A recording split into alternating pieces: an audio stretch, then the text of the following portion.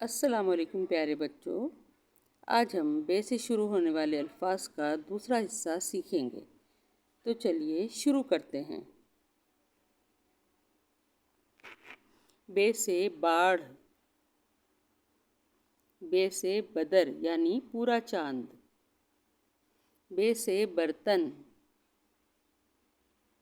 बे से ब्रश, बे से बर्फ, बे से बर्क यानी बिजली, बे से बरगद, बे से बिरयानी, बे से बुजुर्ग, बे से बस, बे से बस्ता, बे से बिस्तर, बे से बत्तख, बे से बल्ब, बे से बुलबुल, बे से बिल्ली, बे से बंदर, बे से बंदूक,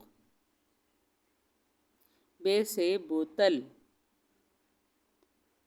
बे से बोझ, बे से बूंद, बे से बहार, बे से बयाबान, बे से बीज, बे से बैल, बे से बेलन,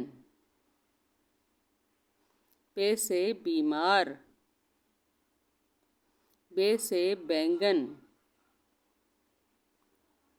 तो बच्चों, आपने आज बे से शुरू होने वाले मज़ीद अल्फाज पढ़े। आइंदा के सबक में हम पे से शुरू होने वाले अल्फाज सीखेंगे।